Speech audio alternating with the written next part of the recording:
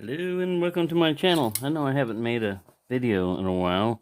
Don't have anything really knife related to tell you that much, but like I said, my backup to Cracky is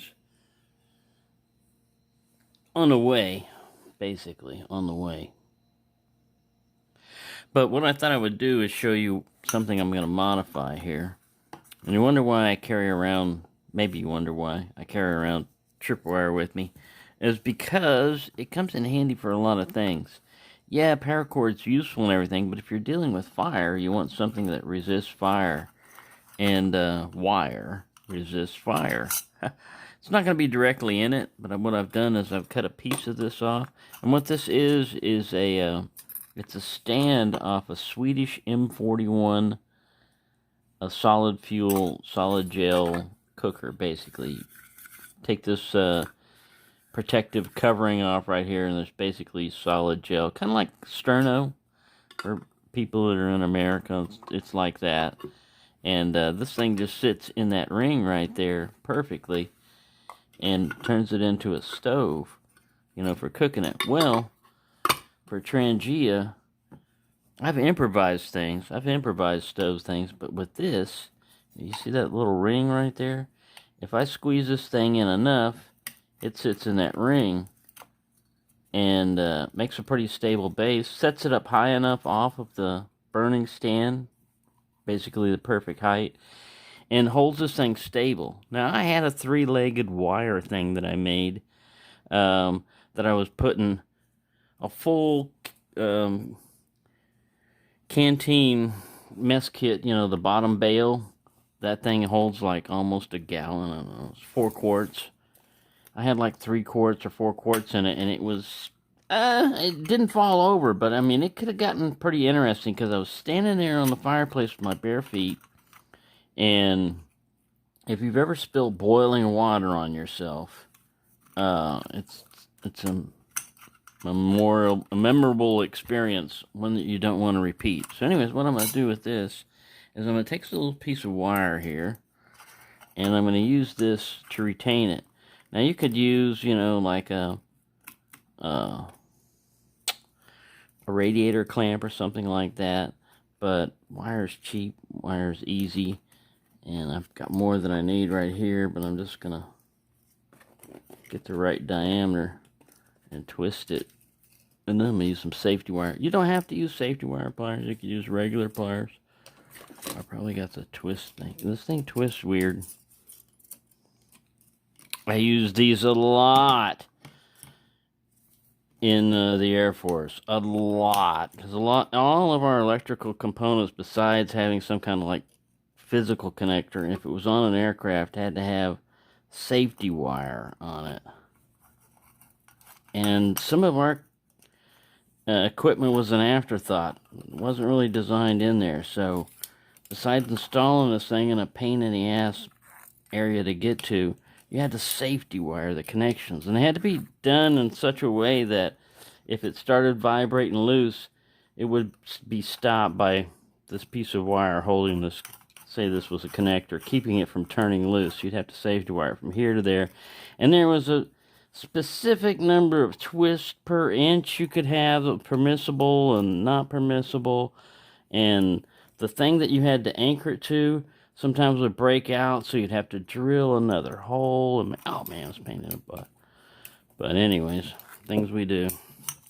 So there, this one probably wouldn't meet safety wire requirements.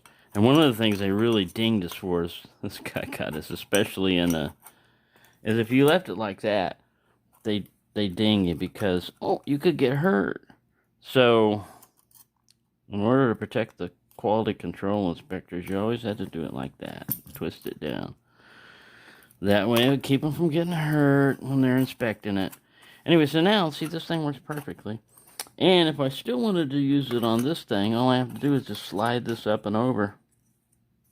But for right now, I'm going to indent this to help with the retention on it, to take up some of the slack, because you don't want to twist too much on wire. If you twist too much, it's going to reach a point where it just snaps, especially small wire. So now this thing works perfectly fine for a stand on that. So yeah, that's one of the things. This stuff can be used as snare wire. You can use regular wire, but stuff's pretty malleable. It moves around a lot. You can twist it. And some people have the misconception that safety wire is designed to like break, like a tripwire. You can set it up like that, but this stuff is usually pretty strong. It's usually designed to pull something, so it has just enough resistance that's going to pull a pin out of a grenade, for example. But anywho, it'll work for our purposes on, sometimes you just want to do a quick lashing together. You can just bind it together with this wire, and then it'll work in a fire, because it's not going to melt unless you're using a smelter or a forge or something. And I just wanted to say on this guy, I've had this red light flash on my thing again, and it wasn't because there was any metal on here. I just got into the habit now when I do this, I just check, just wipe my finger over it to check, make sure. But I've dropped it in there and gotten this thing to flash red before, and sometimes it's the positioning of this. So if you just take it, lift it out and drop it back in again, see how it's red? If you get a red flashing light, that means it's got an issue. But sometimes it's just, there's kind of a little bit of slop in there. So it's just a connector down there. You just got to make a good, that's the hot one, center one is positive usually, and the outer ring is negative. And so you have a corresponding dot and ring here. And if those don't meet up just right, then the charging circuit, I guess, in there is going to detect some issue. But other than that, this thing works fine. I really like it. It's great. I carry this around all week, and I use it throughout the house and stuff like that. Just, wherever I need a light, shine it. And you can step it down. I use the moonlight feature a lot. And that's where you just hold the light. Wait a minute. Let's see. You just hold it. That's the moonlight mode. And that's really good for just walking around at night. You don't want it too bright. It won't disturb your night vision, stuff like that. Then the lower setting, it's alright if you're like want to conserve stuff. But I usually go with the medium. The medium setting is pretty good. I know we got a lot of light here. That's not a really good indicator. High works pretty well, for lighting up the area. And, of course, you got the little green light indicator letting you know your charge is still good. Strobe is available. Freak you out. Play disco. And then Super Turbo, which is the double tap, is the super high one. Hardly ever use that one, but it's there if you want to use it. So if you've ever used an O-Light before, one of these, it's basically the same functions as O-Light, Baton 2 or 1 or whatever you've had before. There's a timer thing on it that I've never used either. Some way where you hold it and it double clicks and you get either 3 or 9 minutes of just leaving it on and then it turns itself off. But like I said, I don't memorize that stuff and I don't know all the complicated, it's like an Xbox game. If you do this or this or push this button here and this, you'll get a special feature jump. Super weapons. Anyways, there you go. I thought I'd just give you a little update on that. Oh, and one other thing that I've done. If you've ever messed around with some of the latest Army camouflage uniform pattern stuff, one of the ones that really sucks, everybody pretty much agrees, is called the ACU. The UCP, Universal Camouflage Pattern. And it is universal in that it doesn't camouflage much of anywhere except for like a gravel pit.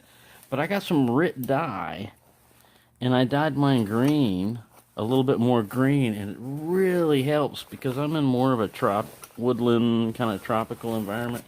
So I did that on that, and I did it on this Alice pack here, which used to stand out like crazy. Well, they call it a butt pack.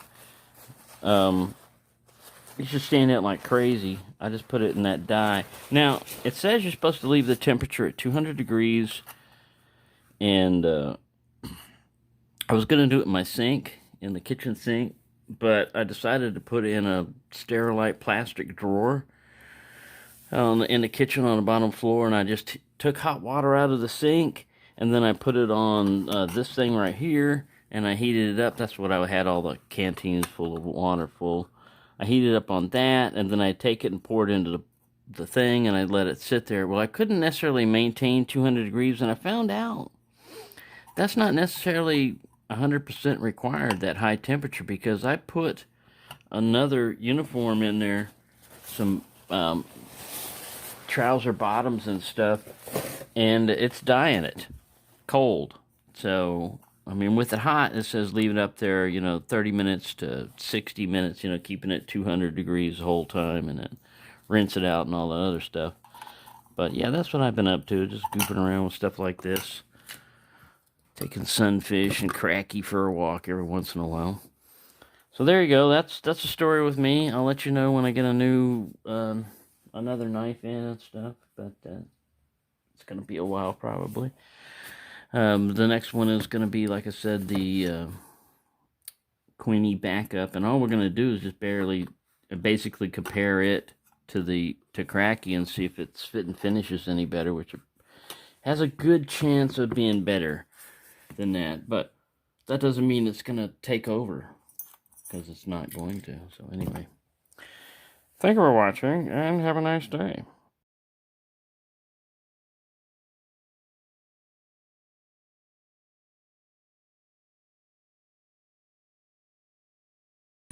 Look, they got a fire hydrant out there to protect all these buildings, all these executive buildings they put up. At least they're protected by a fire hydrant. Komatsu! What's up with you?